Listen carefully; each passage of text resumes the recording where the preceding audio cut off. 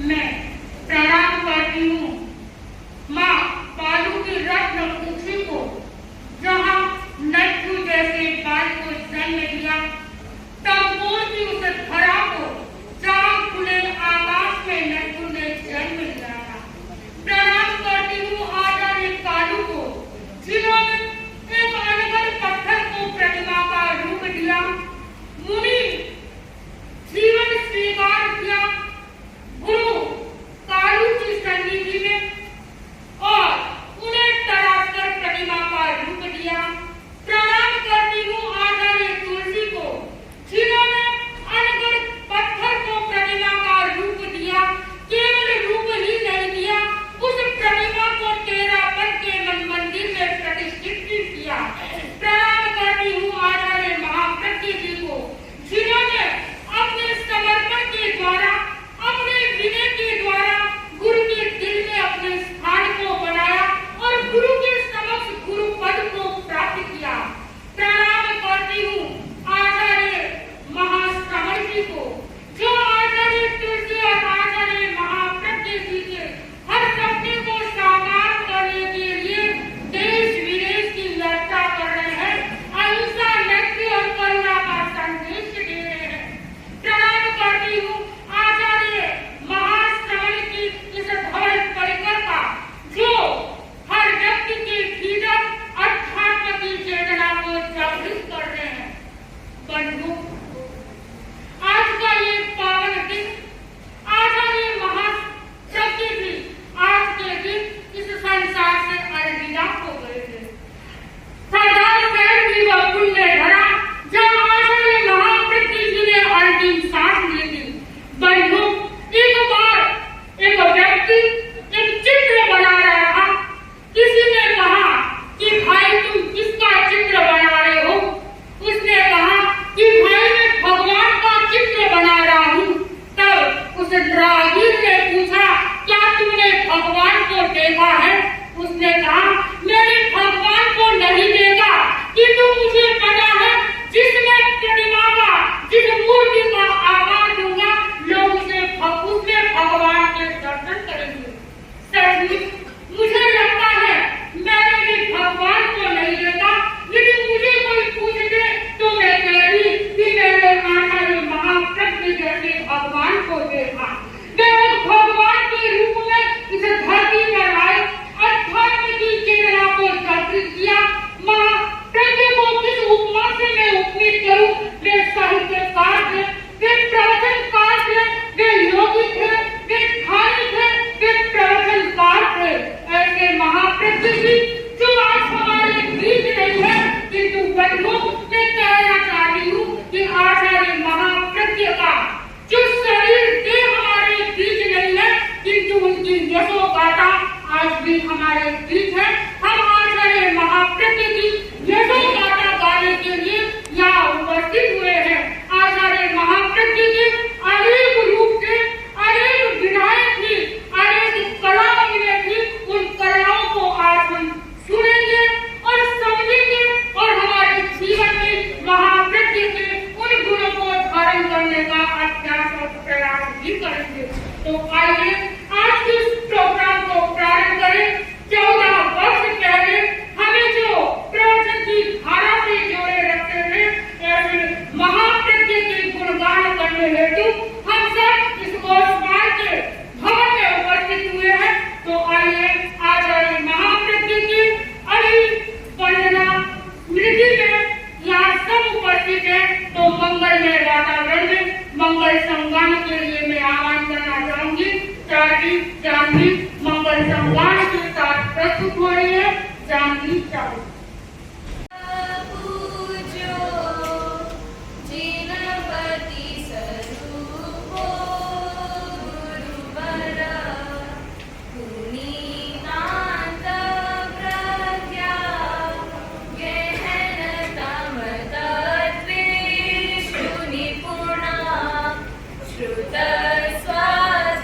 स्वाध्यायेन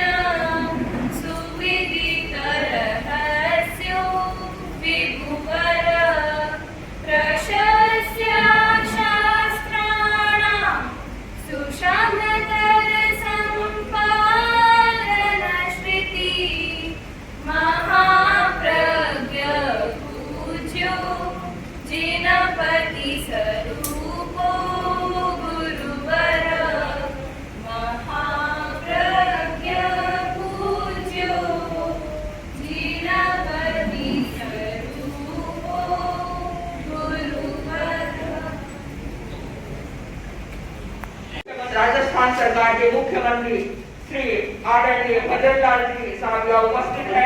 तो हमारे आचार्य महाप्रज्ञ की अभिवंदना के लिए देखिए वो मल्होत्रा जी है, हर्ष मल्होत्रा जी आए हैं। टच नहीं करते। हाँ, अभी जानकारी मिली है कि मुख्यमंत्री आने वाले हैं, उससे पहले हर्ष मल्होत्रा जी यहाँ आए हैं।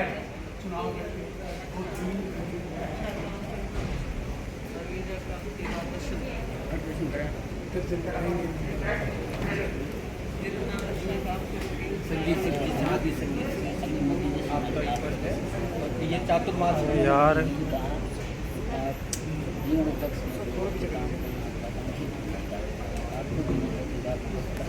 हम साइड हो जाते हैं पूरे। जूम कर लीजिए ना, आप तो बिल्कुल तो डिस्टर्ब क्यों करते हो यार? बीच में आवाज़ आ रही है।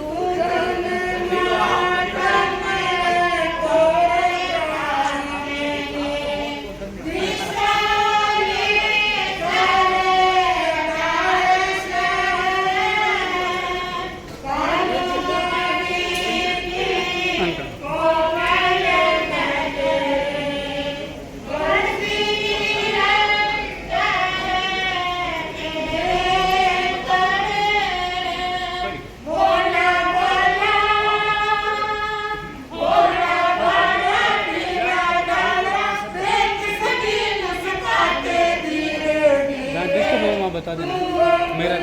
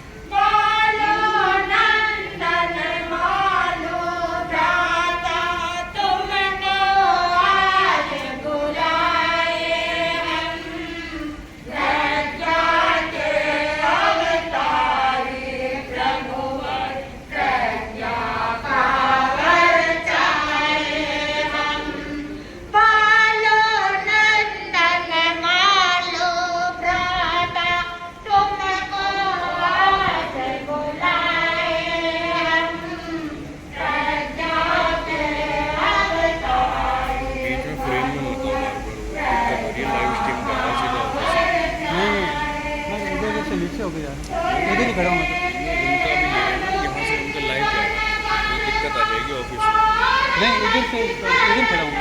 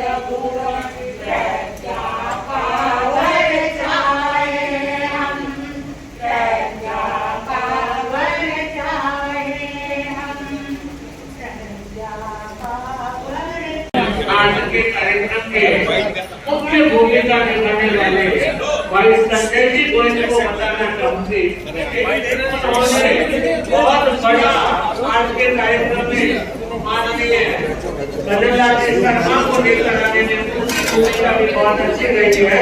मैं संजय जी गोयल को भी साधुवाद देना चाहूंगी कि उन्होंने एक अच्छा काम किया है और आज के इस कार्यक्रम में हम माननीय मुख्यमंत्री जी को देख रहे हैं, उसमें आपको हम बहुत साधुवाद दे रहे हैं और इसी तरह साधु संतों की सेवा करते रहना, सब जैसे विधि और सत्यनारायण के दोनों का सहयोग आशीर्वाद रखते हैं।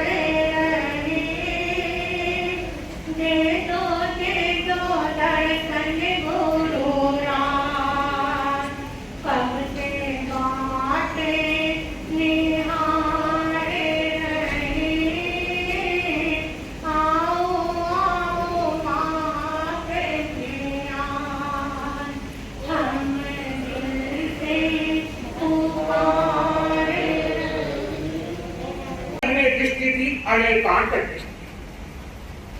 अनेकांत यानी सत्य को अनेक पहलुओं से जानने का एक सौंदर्यमय दृष्टि।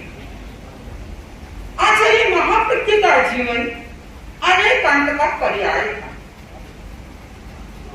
न केवल वो अनेक गुणों के समवाय थे, अपितु अनेक विरोधी गुणों से समन्वित रूप भी उनका था। बंधुओं, वो एक तरफ दर्शन की गहराइयों में देखने की क्षमता रखते थे, तो दूसरी तरफ वो फकीर का जीवन जीते थे। एक तरफ वो तर्क शक्ति से अपने आप को निपुण और एक महान साधक का रूप देते थे, तो दूसरी तरफ वो श्रद्धा एक अनोखे आचार्यों को त्रिपुंडों के प्रति रखते।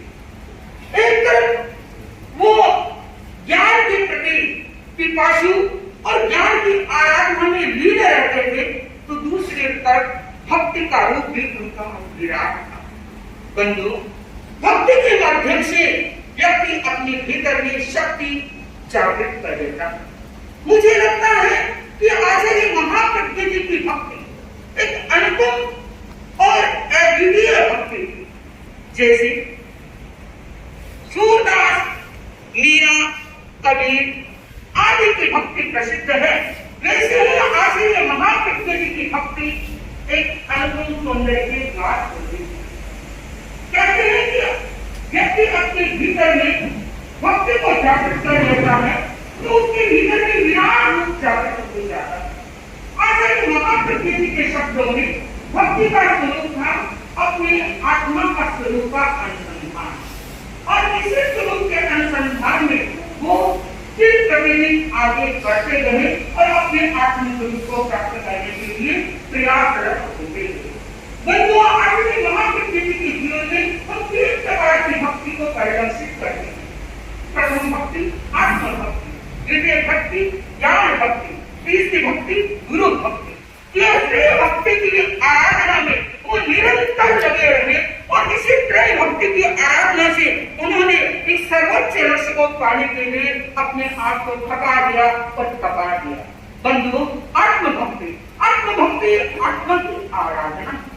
जो व्यक्ति आत्मभक्ति के स्वरूप में डुबकियां लगाने लग जाता है, वो व्यक्ति अपने भीतर का अनुपम सौंदर्य खोल देता है, प्रकट कर देता है, और कहते हैं कि आचार्य महाप्रज्ञ जी ने अपने अनुपम सौंदर्य को प्रकट कर लिया।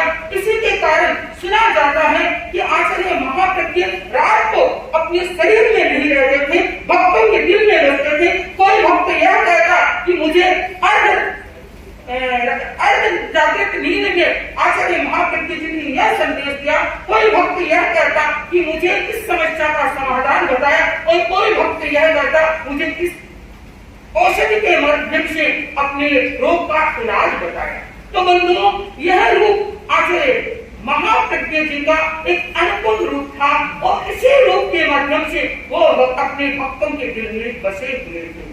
जो व्यक्ति आत्मभक्ति को जागृत कर लेता है, आत्मभक्ति की तरफ आगे बढ़ जाता है, वो अपने परम लक्ष्य को प्राप्त कर लेता है। और इसी परम लक्ष्य को प्राप्त करने के लिए आचार्य महाप्रज्ञ जी ने कदम चल करके अपने जीवन को सौंदर्यमय बना दिया। दूसरी भक्ति ज्ञान भक्ति। आचार्य महाप्रज्ञ जी ज्ञान के बड़े रसिक थे। प्रमाण मिलता है, हम सैकड़ों पुस्तकों को पढ़ करके जानते हैं कि आचार्य महाप्रज्ञ जी ने किस रूप में अपना ज्ञान का रस हमें पिलाने की कोशिश की। जो व्यक्ति ज्ञान की गहराइयों में डूबता है, वो व्यक्ति अनुपम सौंदर्य को प्राप्त करता है और अनुपम मोतियों को प्राप्त करता है। आचार्य महाप्रज्ञ जी अनुपम मोतियों को प्राप्त करके हमें वो परोसते रहते थे।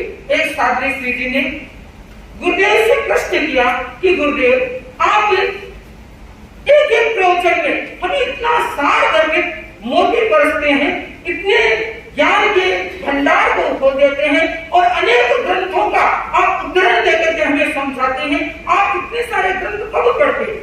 आचार्य महाप्रज्ञ जी ने कहा सस्मित होकर के कि मैं तुम्हारे जैसे अनेक पुस्तकों का अध्ययन नहीं करता, पढ़ता नहीं हूँ। हमें यह सोचने के लिए, गहराई में जाने के लिए, यह बात कहने के लिए बताई गई कि हम अनेक पुस्तकों से जो ज्ञान लेते हैं वो ज्ञान होता है अधूरा। और आचार्य महाप्रज्ञ जी के भीतर की प्रज्ञा ऐसी जागृत थी कि उससे अनेक प्रकार के श्लोक फूट पड़े थे। वो कभी दार्शनिक रूप में हमारे सामने पेश आते, कभी वो ध्यानी रूप में हमारे सामने पेश आते, कभी वो योगी रूप में हमारे सामने पेश आते, कभी वो विनीत शिष्य के रूप में हमारे सामने पेश आते, और कभी वो समर्पण का अनुपम नजारा दिखाते। हमें ऐसा प्रतीत होता कि मानो वो अनेक रूपों को धारण किए। यह ज्ञान का रूप उनके भीतर में जागृत हुआ, और वही ज्ञान का रूप आज हमारे धर्म संघ में ही आलोक नहीं फैला रहा है, अभी तो पूरे विश्व को एक तरह से वो ज्ञान दे रहा है। हमें कई बार गौरव होता है कि जो अन्य संप्रदाय के साधु संत होते हैं वो अनेक बार गुरुदेव आचार्य महाप्रज्ञ जी के पुस्तकों का वाचन करते हैं, हमारे से मांगते हैं। और जब आचार्य महाप्रज्ञ जी मौजूद थे उस वक्त तो कहते कि अब की बार आचार्य महाप्रज्ञ जी ने क्या लिखा है, कौन सी पुस्तक आई है, हमें दीजिए ताकि हम उससे और कुछ प्राप्त कर सकें। तो बंधुओं, ज्ञान के प्रति उनकी भक्ति अनुपम भक्ति थी, और उसी ज्ञान की भक्ति से वो आत्मा के मर्मज्ञ में और अनेक उदाहरण देते। तो ऐसा प्रतीत होता मानो वो सिद्धसेन आचार्य विराजमान है। जब तर्क शक्ति उनकी जागृत होती तो ऐसा लगता कि मानो वो अक्त पुरुष विराजमान है।